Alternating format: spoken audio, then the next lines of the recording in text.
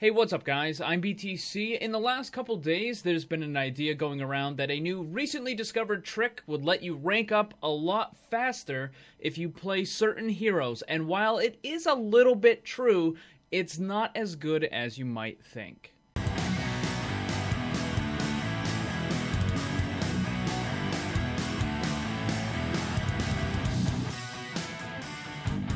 A couple days ago, Blizzard responded to concerns that supports weren't getting the correct amount of points for wins and losses. Now, I'm not going to talk about that issue because I've already made a couple videos going into great detail about it. I'll link the latest one on the screen so you can go and check it out if you want. And also, if you're new to the channel, make sure you subscribe because I have lots more tips and tricks videos and also the latest in Overwatch news as soon as it comes out. But anyways, in Blizzard's explanation of how the rank point system works, Scott Mercer confirmed that how many points you get is based partially on how well you did versus the average player using the same hero that you were using. Essentially, here's how it works. During the match, your stats are compared to the average for eliminations, damage, objective time, healing, whatever, of the same character that you're using. If you do better than the average, then you get a sort of bonus at the end of the match. If you win the match, this means you get extra points. If you lose the match, it means you don't lose quite as many as you normally would have. Now, on the other side, if your stats are below the average, then you also get hit with a sort of adjustment, except it's not a good one.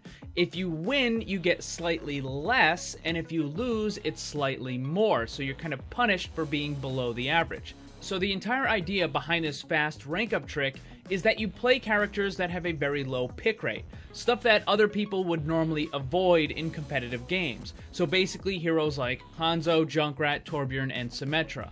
Because there are so few people that are playing those heroes, the average stats are going to be fairly low, meaning that it should be pretty easy for you to play a match with those characters, perform better than the average stats, and then get the bonus at the end of the match. Another thing that kind of helps out this trick is that those particular heroes are considered troll characters, because they're the go-to favorite for people who are trolling, trying to throw a match, or generally just screwing around. Because of that, the average for those characters are going to be artificially dragged down even further. It means it's even easier for you to perform better than the average if you're actually trying. So it sounds like a great idea, right? Play low-pick characters, get the bonus, and you'll be on your way to Grandmaster in no time. Except it's not really gonna work, and here's a bunch of reasons why it won't. Now, it's very possible that some people might see a small amount of success doing stuff like this, but for the most part, it's just not gonna work. Probably the biggest reason why this isn't going to work is because everyone and their mother is going to know about it within the next couple days. That means a very large number of people are going to be trying to play these low-pick characters. And if a lot of people are playing the low-pick characters, then they are no longer low-pick characters. The whole premise of the trick is that it only works on characters that are not used that often. But if everybody starts using them, then it's not going to work. And there's lots of other reasons too. Another thing is that because these off-meta, low-pick characters are considered troll picks for the most part, if you try to use them in a competitive match, oftentimes you're going to have other people on your team who assume you're intentionally trying to lose or that you're just screwing around. In which case, they aren't going to try as hard as they normally would, or they're going to be demoralized and frustrated for the rest of the match, which will certainly impact how well they play. You're going to have people spending more time complaining that you shouldn't play those characters than actually trying to win the match for your team. It's kind of a self-defeating situation. Another problem with this trick is that all of these low-pick, off-meta characters have very strong counter-heroes that are popular and used all the time. This makes using these low-pick characters even more difficult. The last major problem with this trick is that even if it works at all, it will only get you so far. Let's say that you pick Junkrat and manage to go from silver all the way up to diamond. You are now going to be playing against other people who are much better than what you're used to playing against. So not only are you going to be at a disadvantage in that regard, but you're also using a character that is objectively weaker than the other damage dealers. There's a reason why these heroes have a 0% pick rate in tournaments and high-end ladder matches. It's because they're objectively weaker than the other heroes.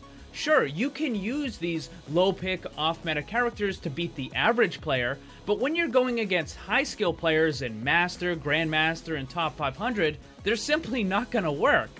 If you look at the Top 500 list, it's full of characters like Soldier 76, Tracer, Genji, and Zarya. Now, the Top 500 list is constantly rotating players in and out, but as of right now, while I'm recording this, there isn't a single person on there that uses Junkrat or Torbjorn, and only one or two that use Hanzo and Symmetra. Again, the reason why these characters are not used is simply because they're weaker than the other characters. And if you want to compete at the highest levels, then you have to use the best possible characters. So if you use this trick in order to rank up, the best place you're probably gonna get to is Diamond. And even then, you're probably gonna have to switch off to something stronger like Soldier 76. But here's the problem with that.